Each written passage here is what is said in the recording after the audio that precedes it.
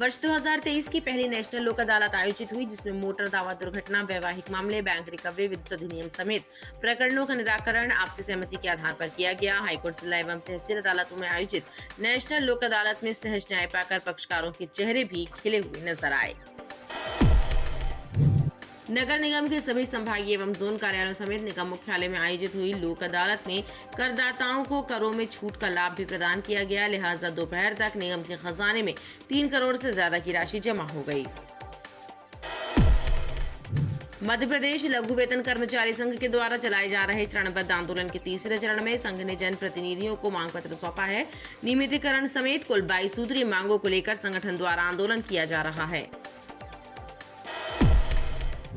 पदोन्नति और old pension scheme लागू करने की मांग को लेकर आयुक्त निर्माणी खमरिया के कर्मचारी यूनियन के सदस्यों ने धरना देकर विरोध प्रदर्शन किया और आगामी दिनों में राष्ट्रव्यापी आंदोलन करने की चेतावनी दी।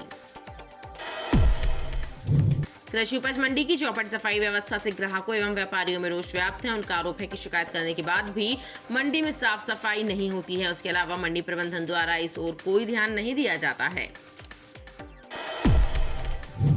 भारतीय जनता पार्टी के पितृपुरुष पंडित दीनदयाल उपाध्याय जी की पुण्यतिथि समर्पण दिवस के रूप में मनाई गई। इस मौके पर भाजपा कार्यकर्ताओं ने दीनदयाल उपाध्याय चौक पर स्थित उनकी प्रतिमा पर माल्यार्पण किया और उनके बताए मार्ग पर चलने का संकल्प लिया। तिलहरी की विस्थापित कॉलोनी में बने एक भवन में संचालित हो रहे शासकीय स्कूल की दुर्दशा से विद्यार्थियों एवं उनके परिजन व्यथित हैं। आलम यह है कि पिछले कुछ दिनों से स्कूल में लाइट नहीं है, जिसके कारण छात्र अंधेरे में अध्यापन करने के लिए मजबूर हैं। रांची थाना अंतर्गत शोभापुर रेलवे ट्रैक पर बीती रात एक युवक की ट्रेन से टकराकर मौत हो गई। युवक संजय नगर का रहने वाला था।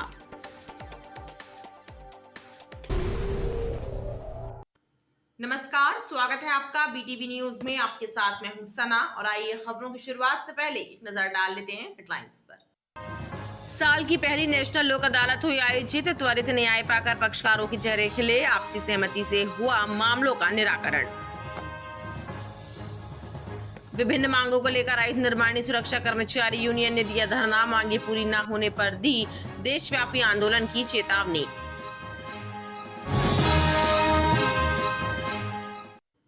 वर्ष 2023 की पहली नेशनल लोक अदालत आयोजित हुई, जिसमें मोटर दावा, दुर्घटना, वैवाहिक मामले, बैंक रिकवरी, विद्युत अधिनियम समेत प्रकरणों का निराकरण आपसी सहमति के आधार पर किया गया। हाईकोर्ट एवं जिला तहसील अदालतों में आयोजित नेशनल लोक अदालत में सहज न्याय पाकर पक्षकारों के चेहरे भी खिले नजर आए। इस साल की पहली नेशनल लोक अदालत का आयोजन हाईकोर्ट, जिला एवं तहसील न्यायालयों में किया गया। पूरे प्रदेश में लगभग 1 लाख से ज्यादा मामले निराकरण के लिए रखे गए, जिनमें वैवाहिक, शमनी आपराधिक, मोटर दुर्घटना दावा, विद्युत अधिनियम समेत अन्य मामले शामिल रहे और इन प्रकरणों का निराकरण आपसी समझौते के आधार पर किया गया।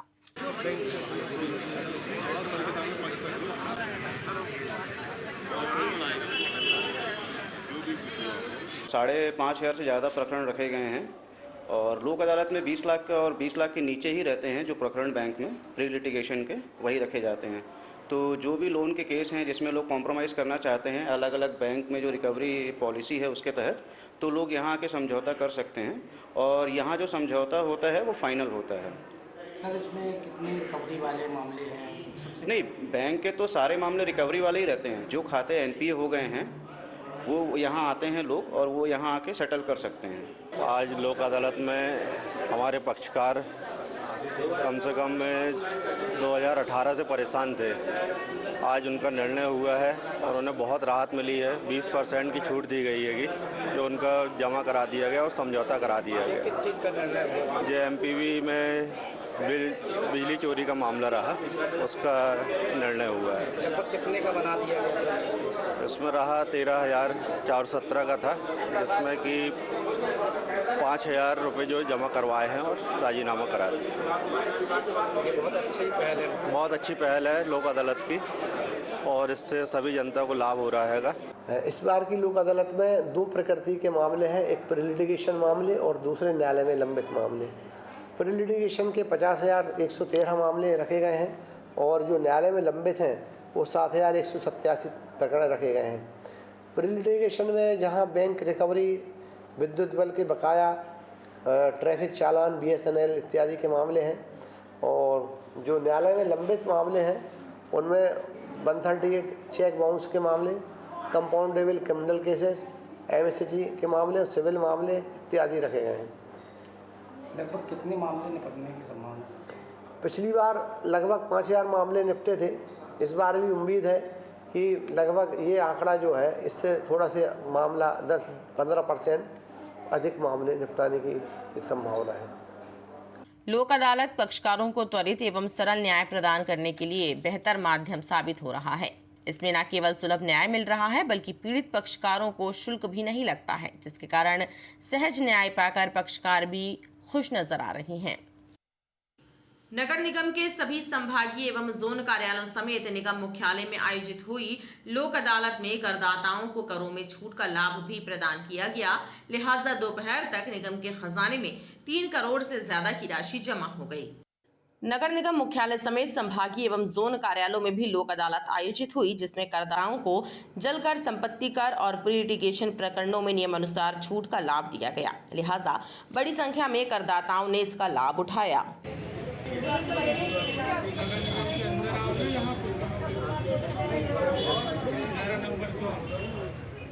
राजस्व उपायुक्त PN सनखेरे ने बताया कि दोपहर तक निगम के खजाने में 3 करोड़ से अधिक की राशि जमा की जा चुकी है, वहीं लक्ष्य 5 करोड़ से ज्यादा का है। आज मध्य प्रदेश शासन के निर्देशानुसार नगर निगम के सभी संभागीय कार्यालयों एवं मुख्यालय में लोक अदालत का आयोजन किया गया है, जिसमें करदाताओं के द्वारा बढ़ चढ़कर हिस्सा लिया जा रहा है। ज़्यादा से ज़्यादा लोग टैक्स जमा करने के लिए लाइन में लगे हुए हैं। इसमें अभी तक हमारे यहाँ संपत्ति कर में 2000 करदाताओं के द्वारा 3 करोड़ रुपए और अन्य मद में 50 लाख रुपए जमा हो चुका है और हमको उम्मीद है कि शाम तक ये राशि 5 करोड़ से ऊपर जाएगी, क्योंकि अभी भी हमारे लोग लगातार कार्य कर रहे हैं, लोगों से संपर्क कर रहे हैं, कॉल कर रहे हैं और लोगों को मैसेज भी कर रहे हैं। लोक अदालत में करों में छूट का लाभ पाकर पक्षकार भी प्रसन्न नजर आए। मध्य प्रदेश लघु वेतन कर्मचारी संघ के द्वारा चलाए जा रहे चरणबद्ध आंदोलन के तीसरे चरण में संघ ने जनप्रतिनिधियों को मांग पत्र सौंपा है। नियमितीकरण समेत कुल 22 सूत्री मांगों को लेकर संगठन द्वारा आंदोलन किया जा रहा है। मध्य प्रदेश लघु वेतन कर्मचारी संघ के सदस्यों ने कैंट विधायक को एक मांग पत्र सौंपा है और कर्मचारियों की 22 सूत्री मांगों को शासन तक पहुंचाने पर जोर दिया है, ताकि शासन उनकी समस्याओं का समाधान कर उन्हें राहत प्रदान करे। माननीय विधायक महोदय जी ने आश्वासन दिया है कि आपकी मांगें जायज हैं। इन मांगों को प्रदेश सरकार तक हम आपकी मांगों को पहुंचाएंगे और पूरा प्रयास रहेगा कि आपकी मांगों का निराकरण किया जाए। यदि आज तीसरे चरण में ये हमारा ज्ञापन सौंपा गया है और यदि हमारा इन मांगों का निराकरण नहीं होता तो आगामी उग्र आंदोलन होगा, जिसके चौथे चरण में अभी भोपाल में पूरे प्रदेश में 52 जिलों का आदमी एकत्रित होकर के वहां ज्ञापन सौंपेंगे। वहीं मांगे पूरी न होने पर उग्र आंदोलन की चेतावनी दी है। पदोन्नति और ओल्ड पेंशन स्कीम लागू करने की मांग को लेकर आयुक्त निर्माणी खमरिया के कर्मचारी यूनियन के सदस्यों ने धरना देकर विरोध प्रदर्शन किया और आगामी दिनों में राष्ट्रव्यापी आंदोलन करने की चेतावनी दी। आयुक्त निर्माणी खमरिया के सुरक्षा कर्मचारी यूनियन के सदस्यों के द्वारा फैक्ट्री के गेट नंबर 1 पर धरना प्रदर्शन करते हुए लंच का बहिष्कार किया गया। यूनियन सदस्यों का कहना है कि न्यू पेंशन स्कीम को समाप्त करने एवं कर्मचारियों को पदोन्नति प्रदान करने की मांग को लेकर उनके द्वारा धरना प्रदर्शन किया गया है और जल्द ही इस मामले को लेकर राष्ट्रव्यापी आंदोलन किया जाएगा।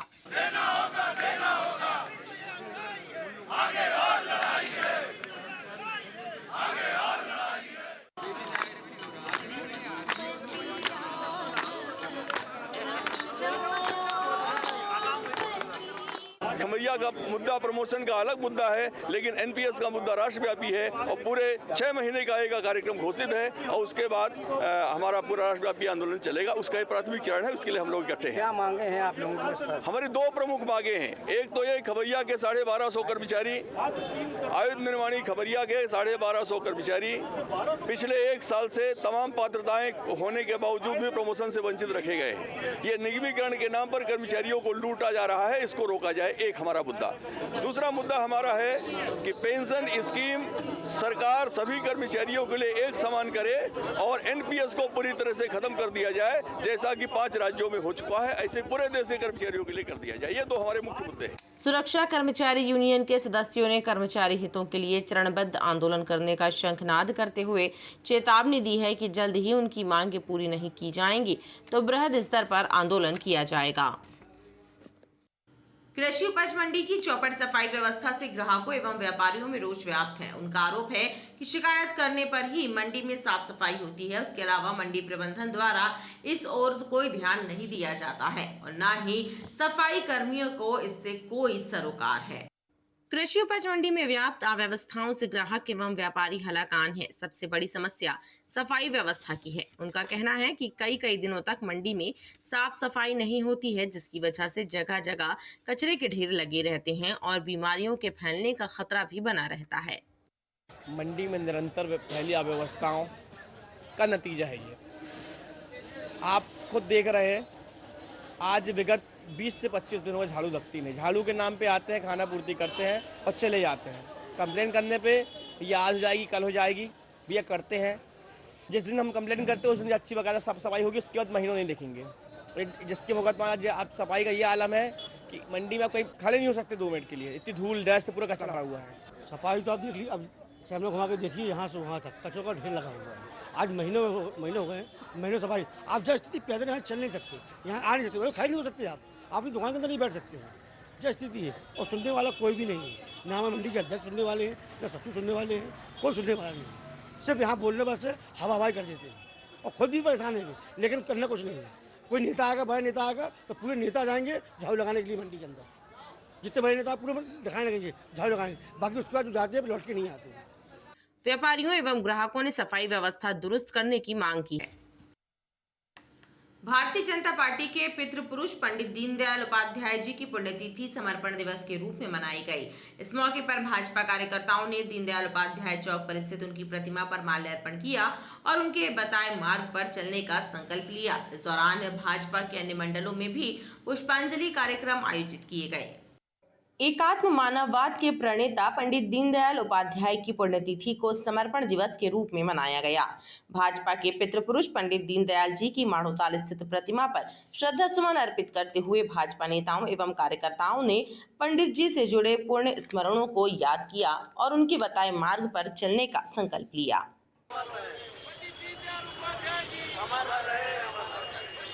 आज दीनदयाल जी की पुण्यतिथि के अवसर पर भारतीय जनता पार्टी के सभी कार्यकर्ताओं ने उनको श्रद्धांजलि अर्पित की, क्योंकि हम सब जानते हैं कि भारतीय जनता पार्टी की रीढ़ की हड्डी, जिन्होंने अंतिम व्यक्ति का ध्यान दिया, आज हम सभी लोग उनकी पुण्यतिथि में यहाँ उपस्थित हुए।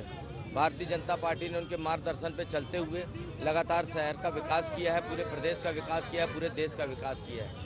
क्योंकि इस महापुरुष ने जिस प्रकार से भारतीय जनता पार्टी को आगे बढ़ाने में अपनी महत्वपूर्ण योगदान दिया है, आज हम सब जानते हैं कि भारतीय जनता पार्टी का जो इतना बड़ा परिवार बना है, ये सब इन्हीं की प्रेरणा से बना हुआ है। हम सब जानते हैं कि भारतीय जनता पार्टी यदि दीनदयाल जी के मार्गदर्शन पर चलेगी तो आने वाले समय में हमारे पूरे देश का विकास होगा और हमारा देश एक विश्व गुरु के नाम से जाना जाएगा। आज भारतीय जनता पार्टी के प्रत्येक बूथ में भारतीय जनता पार्टी का बूथ का अध्यक्ष, मंडल का अध्यक्ष, जिले का पदाधिकारी, सभी प्रत्येक बूथों में जाके पंडित दीनदयाल उपाध्याय जी के जीवन को चरितार्थ करते हुए जो अंत्योदय की कल्पना पंडित दीनदयाल उपाध्याय जी ने करी थी, समाज में जीने वाले पंक्ति के अंतिम व्यक्ति के विकास की बात पंडित दीनदयाल उपाध्याय जी ने कही थी।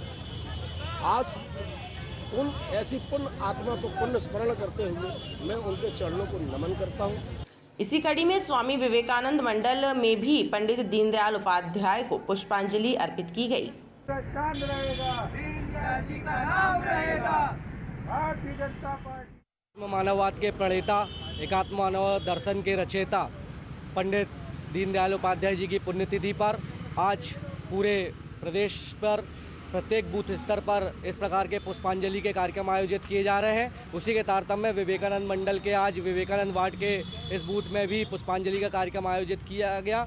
हम पंडित दीनदयाल उपाध्याय जी के चरणों में शत नमन करते हैं। उनके बताए हुए आदर्शों पर, जैसा कि उनका सिद्धांत था कि अंतिम पंक्ति के अंतिम व्यक्ति तक हमें लाभ पहुंचाना है। उन्हीं के ऐसे बताए हुए सिद्धांतों पे हम सभी भारतीय जनता पार्टी के कार्यकर्ता कार्य कर रहे हैं, निरंतर उनकी बताई हुई मार्गदर्शन पर चल रहे हैं।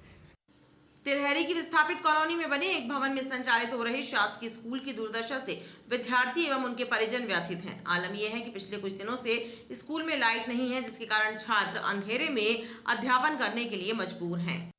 शासकीय स्कूलों में बच्चों को बेहतर शिक्षा प्रदान करने के दावे किस कदर खोखले साबित हो रहे हैं, इसकी बानगी देखने को मिली तिलहरी की विस्थापित कॉलोनी में एक भवन में संचालित नवीन शासकीय शाला में, जहां पर कक्षा 1 से 5वीं तक की कक्षाएं इसी भवन में संचालित हो रही हैं और यहां ना तो टॉयलेट की सुविधा है और ना ही खेलने के लिए मैदान है। क्षेत्रीय जनता का कहना है कि पिछले कुछ दिनों से भवन में विद्युत आपूर्ति भी बाधित है, जिसकी वजह से अध्ययन एवं अध्यापन का काम भी प्रभावित हो रहा है। जनता ने बताया कि स्कूल की इमारत बनकर तैयार है, लेकिन उसमें स्कूल नहीं लगाया जा रहा है। स्कूल नहीं है ये एक्चुअली में है भवन। स्कूल बन के पीछे तैयार पड़ा हुआ, लेकिन 6 महीने से बच्चों को इस भवन में पढ़ाया जा रहा है। कक्षा 1 से लेकर 5वीं तक के बच्चों को सिर्फ एक भवन में पढ़ाया जा रहा है। आप सोच सकते हैं उनकी क्या पढ़ाई हो रही होगी। ना इधर बाथरूम है, ना खेलने के लिए मैदान है, और सबसे बड़ी बात तो ये हो गई है करीब 10 दिन से यहाँ की लाइट तक काट दी गई है। बच्चे अभी अंधेरे में पढ़ाई कर रहे हैं बड़ी मुश्किल से। दिन में गर्मी लग रही है तो उनको परेशानियाँ हो रही हैगी। लगभग कितने बच्चे यहाँ पढ़ रहे हैं? यहाँ करीब 120 बच्चे होंगे और उस पर सिर्फ 2 टीचर होंगे, मतलब परमानेंट कोई भी व्यवस्था नहीं है। और बच्चे लोग खेलते रहते हैं, मैम भी कुछ ध्यान ही नहीं देती, इधर इधर घूमते रहते हैं। 1 बजे लंच होता है, हाँ 2:30-3 बजे स्कूल लगता है। यहाँ पे बिजली की व्यवस्था नहीं है और ये लेटरिन बाथरूम भी नहीं है बच्चों के लिए। ये स्कूल कब से लग रही है? 6 महीने हो रहे हैं। स्कूल बनी हुई है यहाँ पे कहीं? हाँ नीचे बनी हुई है, लेकिन उधर पे नहीं हो रहा है, जो भवन है। स्थानीय रहवासियों ने स्कूल की दशा सुधारने की मांग की है। रांची थाना अंतर्गत शोभापुर रेलवे ट्रैक पर बीती रात एक युवक की ट्रेन से टकराकर मौत हो गई। युवक संजय नगर का रहने वाला था। युवक की मौत के बाद उसके परिजनों ने पुलिस पर गंभीर आरोप लगाए हैं। परिजनों का कहना है कि हादसे के बाद घायल युवक को इलाज के लिए अस्पताल पहुंचाने में पुलिस ने लापरवाही बरती और देरी की वजह से उसकी जान चली गई। पुलिस ने मृतक के शव का पंचनामा करने के बाद शव को पोस्टमार्टम के लिए भेजा है। रांची थाना क्षेत्र के अंतर्गत शोभापुर रेलवे ट्रैक पर बीती रात संजय नगर निवासी दीपक दुबे ट्रेन से टकरा गए। दीपक को परिजन मेडिकल अस्पताल लेकर पहुंचे, लेकिन डॉक्टरों ने उसे मृत घोषित कर दिया। दीपक के परिजनों ने उसकी मृत्यु के बाद पुलिस पर गंभीर आरोप लगाए हैं। मृतक दीपक के भाई ने बताया कि हादसे के बाद घायल दीपक को उपचार के लिए अस्पताल भेजने में पुलिस ने देरी की, इस वजह से उसकी जान चली गई। मेरे को अज्ञात नंबर से फोन आया कि आपके मोहल्ले से कोई पड़ा हुआ है यहाँ फाटक के बाजू में, मृत देख लीजिए आके। जब मैं मौके में पहुंचा तो मैंने देखा मेरा भाई पटरी एक ट्रैक के बाजू में पड़ा हुआ था। मैंने हाथ लगाने की कोशिश की, एक वहाँ पर पुलिस वाला खड़ा हुआ था, हड़ताल पुलिस थाने से सिपाही खड़ा था। उन्होंने हाथ लगाने से मना कर दिया, बोले हाथ नहीं लगाइए, पुलिस केस है। उन्होंने बोला 2 घंटे से पड़ा है पुलिस केस। मैंने फ़ोन लगा चुके थाने में, कोई नहीं पहुँचा। करीब 2.5 घंटे से पुलिस पहुँची रांची थाने की, बोले रांची का केस लगता है जी। हम लोग हाथ लगाना चाहते, हमारा भाई जिंदा था उस समय, बच सकता था, लेकिन उन्होंने हाथ लगाने नहीं दिया। बोले पुलिस केस बनने का पूरा आप जाके रिपोर्ट लिखाइए पहले थाने। हमको तो रांची थाना भेजा गया, वहाँ से हम थाने रिपोर्ट लिखा के आए। उसके बाद पुलिस वालों ने बोला ठीक उठा के ले जाइए। जब उस टाइम भाई मेरा अब मृत हो गया रहा, क्या नहीं आए मेडिकल। जब मेडिकल में डॉक्टरों ने चेक किया, बोले मृत घोषित हो चुका है, क्योंकि बहुत लेट आप लाए। करीब 4 घंटे पहले की बात हमने उनको बताया, उन्होंने बोला आप 1 घंटे पहले बजाते तो बच सकता रहा। इस मामले को लेकर रांची थाना प्रभारी सहदेव साहू का कहना है कि दीपक शराब के नशे में था और रेलवे ट्रैक पार कर रहा था, तभी वे ट्रेन से टकरा गया, जिससे उसकी मौत हो गई। घटना के बाद मृतक के परिजन मौके पर पहुंच गए थे, जिन्होंने मृतक की शिनाख्त की और उसके बाद पुलिस ने शव को मेडिकल भेजा। दीपक कुमार दुबे नाम है, संजय नगर का। फिर उनके दिशादेही में उसको पहचान होने जाने के बाद उसको डेड बॉडी को सुरक्षार्थ मेडिकल कॉलेज भेज करके रखवाया गया।